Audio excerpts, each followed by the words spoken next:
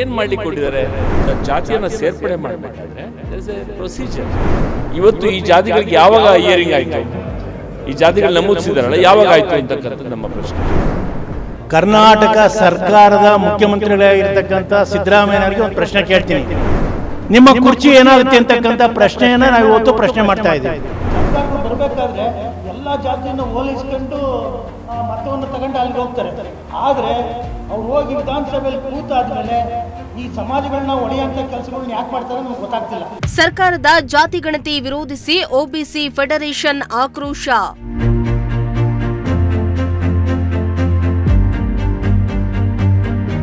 ಹಿಂದೂ ಧರ್ಮದ ಹೆಸರಿನ ಪಕ್ಕ ಜಾತಿ ನಮೂದಿಸ್ತಾ ಇರುವುದು ತಪ್ಪು.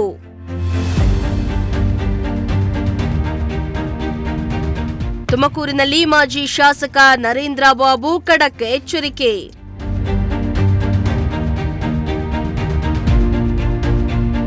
ರಾಜ್ಯ ಸರ್ಕಾರವು ಸೆಪ್ಟೆಂಬರ್ 22ರಿಂದ ನಡೆಯಲಿರುವ ಜಾತಿ ಗಣತಿಯನ್ನ ವಿರೋಧಿಸಿ ತುಮಕೂರಿನಲ್ಲಿ ಇಂದು ಒಬಿಸಿ ಫೆಡರೇಷನ್ ವತಿಯಿಂದ ಪತ್ರಿಕಾಗೋಷ್ಠಿಯನ್ನ ನಡೆಸಿ ಸರ್ಕಾರದ ವಿರುದ್ಧ ಆಕ್ರೋಶ ಹೊರಹಾಕಿದ್ರು.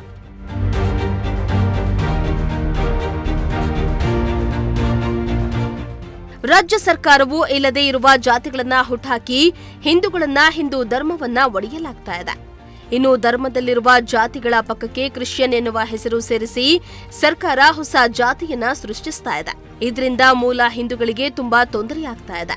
ರಾಜ್ಯ ಸರ್ಕಾರವು ಕ್ರಿಶ್ಚಿಯನ್ ಧರ್ಮವನ್ನ ಓಲೈಸ್ತಾ ಇದ್ದು ಹಿಂದೂ ಜಾತಿಗಳ ಪಕ್ಕಕ್ಕೆ ಕ್ರಿಶ್ಚಿಯನ್ ಧರ್ಮದ ಹೆಸರನ್ನ ಸೇರಿಸ್ತಾ ಇರೋದನ್ನ ಬಿಡಬೇಕೆಂದು ಹಲವು ಮುಖಂಡರು ಆಗ್ರಹಿಸಿದ್ರು. ಇನ್ನು ಇದೇ ವೇಳೆ ಮಾಜಿ ಶಾಸಕ ನರೇಂದ್ರ ಬಾಬು ಮಾತನಾಡಿ, ಹಿಂದುತ್ವಕ್ಕೆ ಅದರದ್ದೇ ಆದ ಘನತೆ, ಗೌರವವಿದೆ. ಆದರೆ ರಾಜ್ಯ ಸರ್ಕಾರ ವೋಟ್ ಬ್ಯಾಂಕ್ ಆಗಿ ಪರಿವರ್ತಿಸಿಕೊಳ್ಳಲು ಕೆಲವೊಂದಿಷ್ಟು ಜಾತಿಗಳನ್ನ ಹೊಸದಾಗಿ ಹುಟ್ಟಾಕ್ತಾ ಇದೆ. ಹಿಂದೂ ಧರ್ಮದ ಜಾತಿಗಳ ಹೆಸರಿನ ಪಕ್ಕದಲ್ಲಿ ಬೇರೊಂದು ಧರ್ಮದ ಹೆಸರನ್ನ ಸೇರಿಸ್ತಾ ಇರುವುದು ಸರಿಯಲ್ಲ.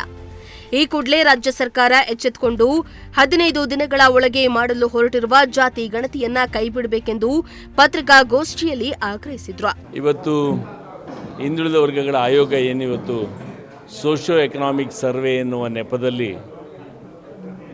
ಈಗಾಗಲೇ ಒಂದು ಪತ್ರಿಕಾ ಪ್ರಕಟಣೆಯನ್ನು ಆಗಸ್ಟ್ 22ನೇ ತಾರೀಕು ಪ್ರಮುಖ ಪತ್ರಿಕೆಗಳಲ್ಲಿ ಪ್ರಕಟಣೆ ಮಾಡಿ ಸಾರ್ವಜನಿಕರು ಅಥವಾ ಸಂಬಂಧಪಟ್ಟಂಥವರು ಜಾತಿಗಳ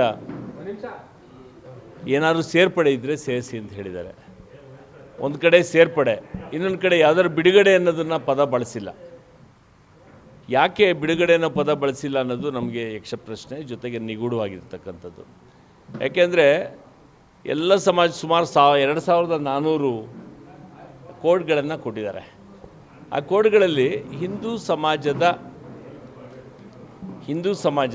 ಜಾತಿಗಳಿಗೆ ಕ್ರೈಸ್ತ ಧರ್ಮದ ಒಂದು ಟ್ಯಾಗನ್ನು ಕೊಟ್ಟಿದ್ದಾರೆ. ಉದಾಹರಣೆಗೆ Ganiga Christian, Brahmin Christian, Vokkaliga Christian, Devanga Christian, Tigala Christian, Madivala Christian, Vishwakarma Christian, Banjara Christian. ಏನು ಮಾಡಲಿಕ್ಕೆ ಕೊಟ್ಟಿದ್ದಾರೆ ನಿಮ್ಗೆ ಗೊತ್ತಿದೆ. ಒಂದು ದೇಶನ ದುರ್ಬಲ ಮಾಡಬೇಕು ಅಂದರೆ ನಾನು ಹೇಳಿರ್ತಕ್ಕಂಥದ್ದು ಇರೋದು, ಒಂದು ಮತಾಂತರ ಮಾಡೋದು, ಎರಡನೇದು ಯುವಜನರನ್ನ ಅಡ್ಡದಾರಿಗೆ ಇಡಿಸೋದು. ಇವತ್ತು ಇದು ನಮಗೆ ಇದಕ್ಕೆ ನಮ್ಮ ಕೂಡಲೇ ನಾವು ಆಕ್ಷೇಪಣೆಗಳನ್ನು ಬೇರೆ ಬೇರೆ ವಿವಿಧ ಸಮಾಜಗಳವರು ಬ್ಯಾಕ್ವರ್ಡ್ ಕ್ಲಾಸ್ ಕಮಿಷನ್ಗೆ ಸಬ್ಮಿಟ್ ಮಾಡಿದ್ದೇವೆ. ಸಬ್ಮಿಟ್ ಮಾಡಿದ್ರು ಸಹ ಅವ್ರು ಹೇಳ್ತಾರೆ ಇಲ್ಲ ಮೊದಲಿತ್ತು, ಅದನ್ನು ನಾನು ಬಿಡೋಕ್ಕಾಗಲ್ಲ ಇದೆ. ಜನಗಳು ಹೇಳ್ತಾರೆ ನಿಮಗೆ ಬ್ಯಾಕ್ವರ್ಡ್ ಕ್ಲಾಸಸ್ ಕಮಿಷನಲ್ಲಿ ಇವರು ಸದಸ್ಯರಾಗಿದ್ದಂಥವ್ರು ಒಂದು ಜಾತಿಯನ್ನು ಸೇರ್ಪಡೆ ಮಾಡಬೇಕಾದ್ರೆ ದೇರ್ ಇಸ್ ಎ ಪ್ರೊಸೀಜರ್, ಅಥವಾ ಅನೌನ್ಸ್ ಮಾಡಬೇಕಾದ್ರೆ ಅಥವಾ ಉಪಪಂಗಡಗಳನ್ನೇನಾದ್ರು ಪ್ರತ್ಯೇಕಗೊಳಿಸಬೇಕಾದ್ರೆ ಅವರು ಅರ್ಜಿ ಕೊಡಬೇಕು.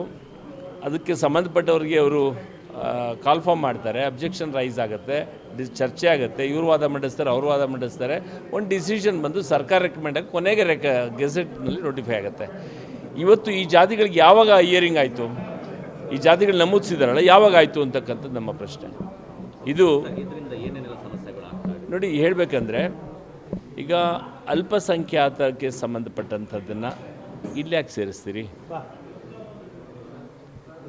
ಮತ್ತು ಜೊತೆಗೆ ದುರುಪಯೋಗ ಆಗ್ತಕ್ಕಂಥದ್ದು ಭಾಳಷ್ಟಿದೆ. ಈಗ ಮೈನಾರಿಟೀಸ್ಗಿರ್ತಕ್ಕಂಥ ಮೀಸಲಾತಿಗಳು, ಮೈನಾರಿಟೀಸ್ಗಿರ್ತಕ್ಕಂಥ ಪ್ರೋತ್ಸಾಹದಾಯಕ ಕಾರ್ಯಕ್ರಮಗಳು ಅಲ್ಲೂ ತೊಗೊಂಡು ಇಲ್ಲೂ ತೊಗೊಳ್ತಕ್ಕಂಥದ್ದು ಎಷ್ಟು ಮಟ್ಟಿಗೆ ಸರಿ? ಸರ್ಕಾರವೇ ಇದನ್ನು ಮಾಡಲಿಕ್ಕೆ ಕೊಟ್ಟಿದೆಯಲ್ಲ, ಅಥವಾ ಬ್ಯಾಕ್ವರ್ಡ್ ಕ್ಲಾಸ್ ಕಮಿಷನ್ನೇ ಇದನ್ನು ಮಾಡಲಿಕ್ಕೆ ಕೊಟ್ಟಿರ್ತಕ್ಕಂಥದ್ದು ಎಷ್ಟು ಮಟ್ಟಿಗೆ ಸರಿ? ಮತ್ತು ಇದು ಒಂದು ಭಾಳ ಡೀಪ್ ರೂಟೆಡಾಗಿ ಕಾಣ್ತಾ ಇದೆ. ಯಾಕೆಂದರೆ ಇಲ್ಲಿ ಏನು ಗಾಣಿಗ ಮುಸ್ಲಿಂ ಅಂತ ಇಲ್ಲ, ದೇವಾಂಗ ಮುಸ್ಲಿಂ ಅಂತ ಇಲ್ಲ.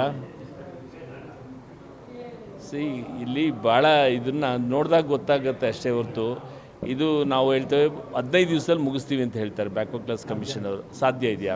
ಇದೇ ವೇಳೆ ತುರುವೇಕೆರೆ ಮಾಜಿ ಶಾಸಕ ಎಂಡಿ ಲಕ್ಷ್ಮೀನಾರಾಯಣ್ ಮಾತನಾಡಿ, ರಾಜ್ಯ ಸರ್ಕಾರ ಹಿಂದೂಗಳನ್ನ ಒಡೆಯುವ ಕೆಲಸ ಮಾಡ್ತಾ ಇದೆ. ಈತ 15 ದಿನಗಳಲ್ಲಿ ಮೀಟರ್ ರೀಡಿಂಗ್ಗಳಿಂದ ಜಾತಿ ಗಣತಿ ಮಾಡಿಸಲು ಹೊರಟಿರೋದನ್ನ ಕೂಡಲೇ ಕೈಬಿಡಬೇಕು. ಇಲ್ಲದಿದ್ರೆ ಮುಂದಿನ ದಿನಗಳಲ್ಲಿ ರಾಜ್ಯ ಮಟ್ಟದಲ್ಲಿ ಹೋರಾಟ ಮಾಡಲಾಗುವುದೆಂದು ಸರ್ಕಾರಕ್ಕೆ ಎಚ್ಚರಿಕೆಯನ್ನ ನೀಡಿದ್ರು. ನಾನು ಹೇಳೋದಿಷ್ಟೇ, ಕರ್ನಾಟಕ ಸರ್ಕಾರದ ಮುಖ್ಯಮಂತ್ರಿಗಳಾಗಿರ್ತಕ್ಕಂಥ ಸಿದ್ದರಾಮಯ್ಯನವರಿಗೆ ಒಂದು ಪ್ರಶ್ನೆ ಕೇಳ್ತೀನಿ. ಹಿಂದೂಗಳನ್ನು ಒಡಿಲಿಕ್ಕೆ ಇವತ್ತು ಕ್ರಿಶ್ಚಿಯನ್ ಅಂತಕ್ಕಂಥ ಪದವನ್ನು ಸೇರಿಸಿ ಹಿಂದೂ ಧರ್ಮಕ್ಕೆ ಇವತ್ತು ಮುಳ್ಳಾಗ್ತಾ ಇದ್ದೀರಿ. ನಿಮಗೆ ತಾಕತ್ತೇ ಇದ್ದರೆ ಮುಸ್ಲಿಂ ಕ್ರಿಶ್ಚಿಯನ್ ಅಂತಕ್ಕಂಥದ್ದನ್ನು ಒಂದು ಪದನ ನೀವು ಸೇರಿಸಿ, ಅವತ್ತು ನಿಮ್ಮ ಪ್ರಶ್ನೆ ಇಡೀ ರಾಜ್ಯದ ಜನತೆಗೆ ಗೊತ್ತಾಗುತ್ತೆ. ಆದರೆ ಇವತ್ತೇನು 1400 ಜಾತಿಯನ್ನು ನೀವು ಹಿಂದೂಗಳ ಜಾತಿಯನ್ನು ಕ್ರಿಶ್ಚಿಯನ್ ಸೇರಿಸಿ ಕ್ರಿಶ್ಚಿಯನ್ ಅಂತ ಹೇಳಿಂಥ ಪದವನ್ನು ಹಿಂದೂಗಳನ್ನ ಒಡೆಯಲಿಕ್ಕೆ ಹೋಗಿದ್ದೀರಿ. ಅದು ಎಲ್ಲೂ ಕೂಡ ಒಂದು ಪದವೂ ಕೂಡ ಮುಸ್ಲಿಂ ಕ್ರಿಶ್ಚಿಯನ್ ಅಂತಕ್ಕಂಥದ್ದು ಇಲ್ಲ. ನಾಳೆ ಇನ್ನೊಂದು ಪತ್ರಿಕೆ ಹೇಳಿಕೆ ಕೊಟ್ಟು ಯಾವುದಾದ್ರೂ ಕೂಡ ಹಲವು ಜಿಲ್ಲೆಗಳಲ್ಲಿ ಮುಸ್ಲಿಂ ಕ್ರಿಶ್ಚಿಯನ್ ಅಂತಕ್ಕಂಥದ್ದನ್ನು ನೀವು ಘೋಷಣೆ ಮಾಡಿ ನಿಮ್ಮ ಕುರ್ಚಿ ಏನಾಗುತ್ತೆ ಅಂತಕ್ಕಂಥ ಪ್ರಶ್ನೆಯನ್ನು ನಾವು ಇವತ್ತು ಪ್ರಶ್ನೆ ಮಾಡ್ತಾ ಇದ್ದೀವಿ. ಅದರಿಂದ ಹಿಂದೂಗಳನ್ನ ಒಡೆದಂಥವ್ರು ಯಾರೂ ಕೂಡ ಉಳಿಲಿಕ್ಕೆ ಸಾಧ್ಯ ಆಗಲ್ಲ. ದಯವಿಟ್ಟು ಇವತ್ತೇನು 22ನೇ ತಾರೀಕು ಕೊಟ್ಟಿರ್ತಕ್ಕಂಥ ಪತ್ರಿಕೆ ಹೇಳಿಕೆನ ಹಿಂದೂ ಕ್ರಿಶ್ಚಿಯನ್ ಅಂತಕ್ಕಂಥ ಪದ ಏನಿದೆ, ದಯವಿಟ್ಟು ಇದನ್ನು ತೆಗೀರಿ. ತೆಗಿಲ್ಲ ಅಂದರೆ ರಾಜ್ಯ ಮಟ್ಟದಲ್ಲಿ ಹೋರಾಟ ಮಾಡ್ತೀವಿ ಅಂತಕ್ಕಂಥ ಮಾತನ್ನು ಈ ಮೂಲಕ ಹೇಳಲಿಕ್ಕೆ ಇಚ್ಛಪಡ್ತೇನೆ. ಈ ಸರ್ಕಾರ ಹೊರಡಿಸಿರುವಂಥ ಏನು ಎಲ್ಲ ಜಾತಿಯ ಯಾವುದೇ ಒಂದು ಜಾತಿ ಆಗಿರ್ಬೋದು, ನೇಕಾರರಾಗಿರ್ಬೋದು, ಸಿವಿತ ಸಮಾಜ ಆಗಿರ್ಬೋದು, ಉಪ್ಪಾರರಾಗಿರ್ಬೋದು, ಈಡಿಗರಾಗಿರ್ಬೋದು, ಒಕ್ಕಲಿಗರಾಗಿರ್ಬೋದು, ಎಲ್ಲದಕ್ಕೂ ಕೂಡ ಕ್ರಿಶ್ಚಿಯನ್ನನ್ನು ಒಂದು ಪದವನ್ನು ಬಳಸಿ ಎಲ್ಲೋ ಒಂದು ಕಡೆ ಈ ಸಮಾಜವನ್ನು ಒಡೆಯುವಂಥ ಕೆಲಸಕ್ಕೂ ಈ ಸರ್ಕಾರ ಕೈ ಹಾಕ್ತಾ ಇದೆ. ಜೊತೆಯಲ್ಲಿ ಬಾಬಾ ಸಾಹೇಬ್ ಅಂಬೇಡ್ಕರ್ ಅವರ ಸಂವಿಧಾನದ ಪ್ರಕಾರ ಮೀಸಲಾತಿಯನ್ನು ಯಾರ್ಯಾರಿಗೆ ಎಷ್ಟೆಷ್ಟು ಕೊಡಬೇಕು ಅನ್ನೋದು ಅವತ್ತೇ ಅಂದೇ ತೀರ್ಮಾನ ಆಗಿದೆ. ಅದನ್ನು ಇವರು ತೀರ್ಮಾನ ಮಾಡೋಕ್ಕೆ ಬರಲ್ಲ. ಅದರಿಂದ ನಮ್ಮ ತಟ್ಟಲ್ಲಿರೋ ಒಂದು ಅನ್ನವನ್ನು ಕಿತ್ತಿ ಅಲ್ಲಿ ಕೊಡೋಂಥದ್ದು ಎಷ್ಟು ಸಮಂಜಸ.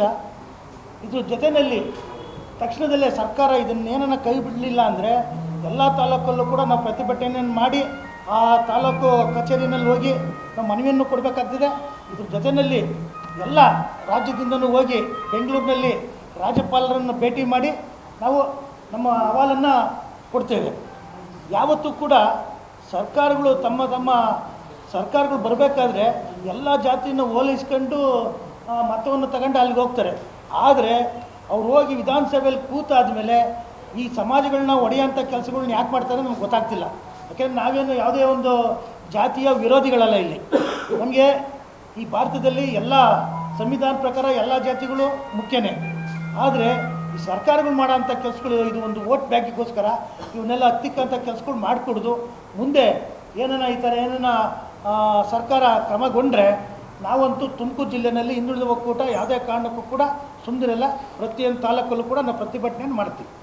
ಇನ್ನು ಪತ್ರಿಕಾಗೋಷ್ಠಿಯಲ್ಲಿ ನರೇಂದ್ರ ಬಾಬು, ಧನ್ಯಾಕುಮಾರ್, ಎಂಡಿ ಲಕ್ಷ್ಮೀನಾರಾಯಣ್, ಎಂಜೇರಪ್ಪ, ಸರ್ದಾರ್ ಸೇವಾಲಾಲ್ ಗುರುಜಿ, ಹಲವು ಸಮುದಾಯದ ಮುಖಂಡರು ಭಾಗಿಯಾಗಿದ್ರು.